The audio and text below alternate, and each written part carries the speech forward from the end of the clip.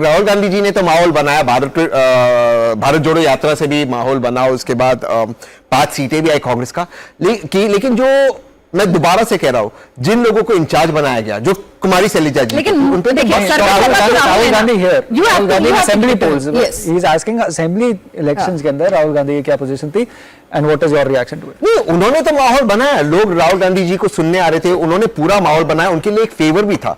लेकिन अगर last mile अगर आप रिबेल्स को नहीं बिठाते हो, राहुल गांधी जी तो नहीं बिठा सकते। अगर आप मैनेजमेंट नहीं करते हो, राहुल गांधी जी तो बूथ पे नहीं जाते। सर्वे सर्वा आप ही हैं, आप ही ने अपने ट्रस्टेड लोगों को चुना है कि भाई ठीक है मेरे बिहाफ पे he is gonna call the shots और she is gonna call the shots, तो कहीं ना कहीं रिस्पांसिबिलिटी आपको लेनी होगी। आप हर बार किसी और के ऊपर नहीं डाल सकते ना। वो सोचना होगा कि जिन लोगों को इंचार्ज बनाया है, जिन लोगों को मैंडेट दिया, और मैं दोबारा से कह रहा हूं, ये जो सो कॉल्ड पत्रकार है जो यूट्यूब चैनल चलाते हैं, इनसे कांग्रेस को बहुत सावधान रहना चाहिए।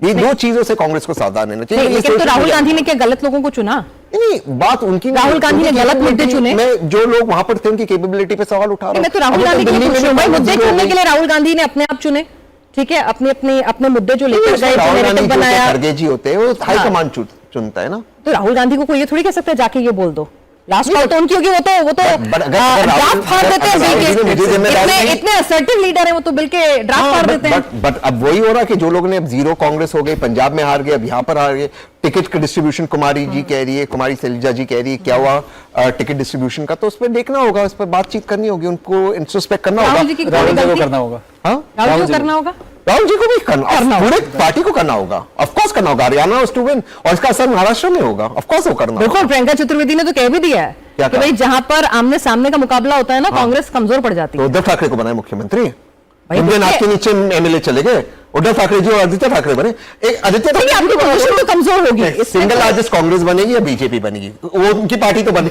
ये पार्टी का नाम नहीं, सिंबल नहीं, वो बनना चाहती है मुख्यमंत्री। हरियाणा के अंदर आम आदमी पार्टी के साथ कर सकते थे, हरियाणा के अंदर आम आदमी पार्टी के साथ कर सकते थे। ये यहाँ पर ये 2% आ जाता और वो रिबेल्स के अगर 5% आते थे, ये 7% में गेम हो जाती। पर ये हुआ नहीं ना, हुआ नहीं ना, तो उसके लिए कौन जिम्मेदार है? जिन लोगों ने राहुल जी को कहा नहीं, राहुल जी तो आम आदमी पार्टी से करना चाहते थे ना, तो राहुल गांधी की नहीं सुनते लोग पार्टी में, अब वो देखना चाहिए, कैसे लीडर है, वो देखना चाहिए कौन कर रहे हैं, जो एडवाइस देते उनको देखना चाहिए। ये वैसे कैंडिडली डू यू थिंक कि राहुल गांधी जो चीज बोलते हैं पार्टी के अंदर वो बहुत डेमोक्रेटिक है? तो ऐसे नहीं कि ये बीजेपी की तरह नहीं कि मोदी सर ने कुछ कह दिया, अमित शाह जी तो फाइनल है। कांग्रेस बहुत ज्यादा डेमोक्रेसी से कोई कुछ कह रहा है, शैलजा जी कुछ कह रही है, हुड्डा साहब कुछ कह रहे हैं, राहुल जी कुछ कह रहे हैं, ज्यादा दो लोगों का डिसीजन चलता है, उसमें दिक्कत होती है। तो मतलब ये वुड आर्ग्यू कि इंदिरा गांधी टाइप का लीडर चाहिए आपको? I would argue कि we need more democracy, but उसके साथ हमें चाहिए accountability. डेमोक्रेसी अच्छी है, but accountability भी होनी चाहिए।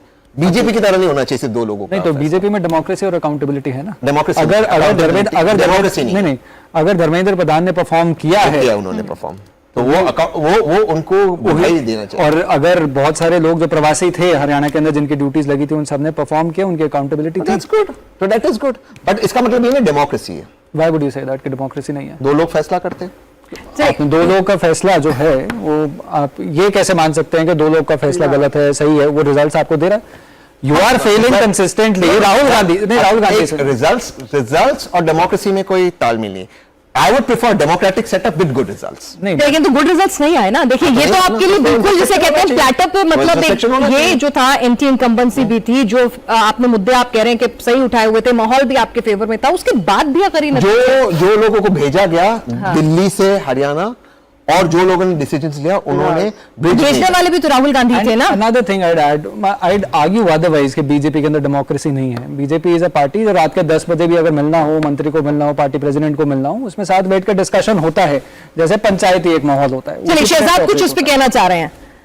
अब आपने उनकी पार्टी पे सवाल उठाया तो जवाब तो देना। देखिए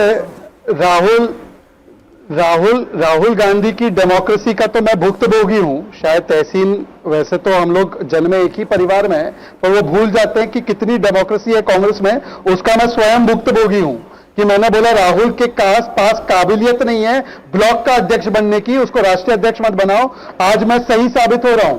3 चुनाव ऑन द ट्रॉट इन्होंने हराया है कांग्रेस पार्टी को, 2 चुनाव एलओपी बनने के बाद हराए हैं, कुल मिलाकर 52 चुनाव हराए हैं। फिर भी तहसीन पूनावाला, सोनिया गांधी और कांग्रेस की जो माएं बैठी है ना इकोसिस्टम की मदर्स, मदर्स ऑफ इकोसिस्टम, वो बोलती है राहुल में कुछ खराबी नहीं है, राहुल के इर्द गिर्द ठीक नहीं है। तो राहुल गांधी 55 साल के हैं, राहुल गांधी कोई 20 साल के नौजवान नहीं है, ही इज 55। वो किसको चुन रहे हैं भाई? ये जयराम रमेश कहां से आए? ये सुप्रिया श्रीनेत कौन है? ये दीपेंद्र हुड्डा कौन है? ये गौरव गोगोई कौन है?